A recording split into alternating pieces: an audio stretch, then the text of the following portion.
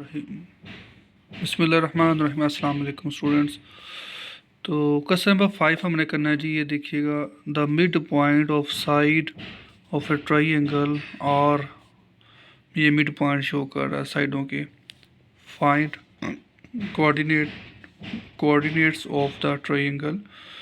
देखिए, coordinates of the vertices of the triangle कह रहा है। तो हम एक ट्राइंगल ड्रा करते हैं ऐसे। देखिए, हमने ट्राइंगल ड्रा की ए बी सी। ये देखिएगा, ए बी सी। एक हमने ट्राइंगल अपने पास से बनाई और ए को हमने कह दिया x1 y1, x2 y2, x3 y3, कोई नाम दे दिया। और मिड पॉइंट चूँकि सवाल में गिवन है, तो वो मिड पॉइंट मैंने ऐसे लिख लिए डी ई एफ। किसी भी तरह से हम इसको ड्रा कर सकते हैं। अब बात ये है, लॉजिक ये है कि हमने इस वाले मिड पॉइंट को समझना है। हमें पता है कि एज डी मतलब कि तीनों केसेस को हम सॉल्व करेंगे one by one. First of all हम कहेंगे as D is the mid point of side A B of the triangle. Mention करने के बाद आप देखें, एक्चुअली ये जो वन है ना, ये वाला वन, ये कैसे आता है? ये चूँकि एक्स कंपोनेंट है ना, तो एक्स कंपोनेंट चूँकि ये मिड पॉइंट है, तो एक्स कंपोनेंट्स का मिड पॉइंट है। मतलब x1 x2 divided by 2 equal to 1, ऐसे। ये देखिए, उसके बाद इधर y वाले को देखेंगे तो y1 y2 इक्वल टू -1 आएगा। y1 y2 डिवाइडेड बाई 2, यानी कि मिड पॉइंट y1 y2 का, y कंपोनेंट्स का मिड पॉइंट -1 आ जाएगा। ठीक है। इसके बाद आपने 2 को इधर ले आना है। ये एक इक्वेशन बन गई, इसको हमने इक्वेशन नंबर 1 का नाम दे दिया। इसी तरह से इस 2 को इधर ले गए -2, और इसको हमने कह दिया इक्वेशन नंबर 2 का नाम दे दिया। इक्वेशन 1 इक्वेशन 2 सिमिलर हम आगे की तरफ बढ़ेंगे, और हम अब पकड़ लेंगे पॉइंट ई को, लाइक दिस। ये पॉइंट ई है। हम कह देंगे E is the mid point of side A C. बिल्कुल जी, ए और सी का मिड पॉइंट है। सिमिलरली x3 x1 x3 को जमा करेंगे, 2 पे डिवाइड करेंगे, तो ये हमारे पास -4 आएगा। जब y वालों को जमा करेंगे, 2 पे डिवाइड करेंगे, तो -3 आएगा। देखिए जी, यहाँ पे देखेंगे x1 x3 divided by 2 equal to -4, y1 y3 divided by 2 equal to -3। ये -4, वो -3। ये x वालों का मिड पॉइंट, ये y वालों का मिड पॉइंट। सॉल्व किया तो ये बन गया हमारे पास equation number 3 and equation number 4। Next है, as f is the mid point of side B C side का f क्या है? मिड पॉइंट है। ये देखिए f के बारे में कि f is the mid point. तो सिमिलरली हम f को देखेंगे। पहले x वालों को लेंगे, x2 और x3 divided by 2 equal to -1, y2 y3 divided by 2 equal to +1। ये देख, इनको भी अरेंज करेंगे तो ये हमारे पास बन गया इक्वेशन नंबर 5 इक्वेशन नंबर 6। ले जी, 6 इक्वेशन बन गई हमारे पास। 3 इक्वेशन x के अंदर है और वही 3 इक्वेशन y के अंदर है। मतलब वेरिएबल की तादाद हम देखें ना, 1 3, तो उधर भी 1 3 है। फ़र्क कितना, ये x में है और ये y में। हम एक केस सॉल्व करते हैं, दूसरा भी सिमिलर होगा। हम y वाले को देखते हैं अब। तो x वाला जो है ना, वो आपको सॉल्व मिल जाएगा।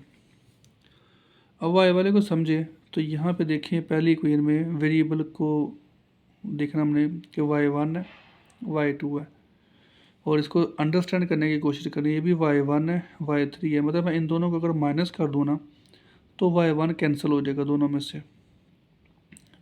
जब y1 कैंसिल होगा तो y2 और y3 में इक्वेशन आ जाएगी, और ऐसी ही इक्वेशन हमारे पास ऑलरेडी मौजूद है यहाँ पे, तो हम उन दोनों को फिर सॉल्व करेंगे।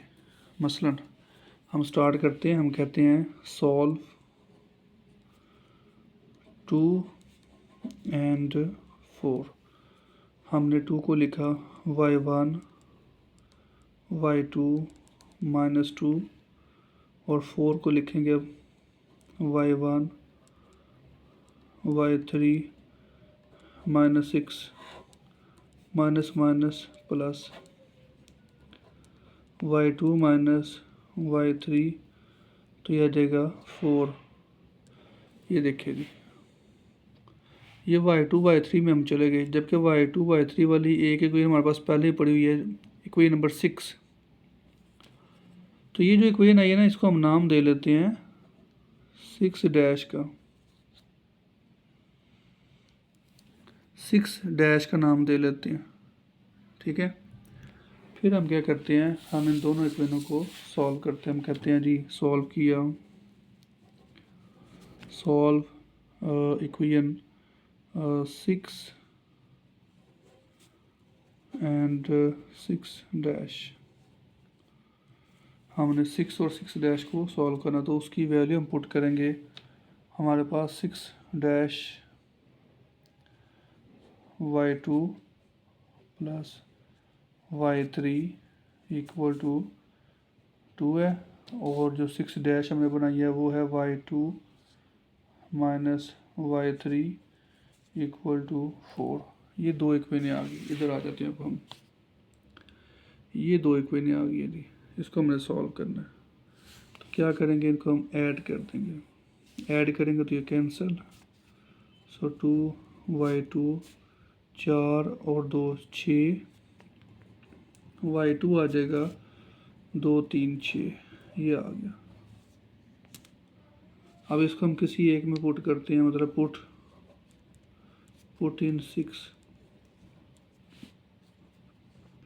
क्या है जी, y2 y3 इक्वल टू 2। इसमें हम y2 को पुट करते हैं 3 प्लस y3 इक्वल टू 2, यानी कि y3 इक्वल टू 2 माइनस के 3, सो y3 इक्वल टू -1। ठीक है। अब हम इक्वेशन नंबर 1 इसको देखेंगे, y1 y2 वाली इक्वेशन, ये वाली इक्वेशन जो कि इक्वेशन नंबर 2 है, इसमें हम y2 पुट करेंगे। यहाँ पे हम इसको लिखेंगे जी, पुट किया y2 equal to 3 in equation number 2। So equation number 2 में -2 इक्वल टू y1 y2, मसलन y1 हमने फाइंड करना है, y2 हमारे पास है y2 हमारे पास है 3। ऐसे इसको सॉल्व करेंगे, -2 -3 y1 माइनस के 5 इक्वल टू y1। ये देखिए जी, y1 y2 इक्वल टू -2 था, y1 y2 की वैल्यू रखी हमने 3, इसको इधर ले गए और ये y1 बन गया। ये हमने y के अंदर देखे 3 हमने वेरिएबल्स को पूरा कर लिया। x वाला भी ऐसी था, हमारे पास यहाँ पे ये 3 इक्वेशन थी, पहली तीसरी और 5वीं।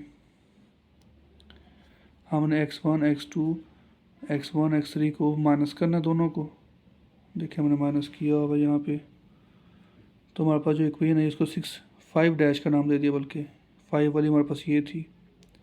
फिर इन दोनों को हमने सॉल्व किया, यहाँ पे हमने सॉल्व किया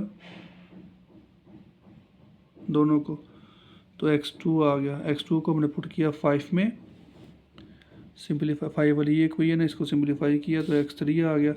फिर x2 को हमने पुट किया 1 में और वहाँ से हमें x1 मिल गया। सो हमारे पास जो पॉइंट A है ना, हैंस A हमारे पास जो था पॉइंट A, वो था x1, y1। तो वो बेसिकली अब क्या होगा, -2, x1, और दूसरा है y1, वो है -5। अब आ गई बारी बी की। बी हमारे पास है x2 कॉमा y2 यानी कि x2। सो x2 हमारे पास 4 है कॉमा y2 हमारे पास 3 है। फिर आगे बारी सी की। सो सी में हम देखेंगे x3 है y3 है। तो यहाँ पे हम x3 को देखेंगे। x3 हमारे पास क्या है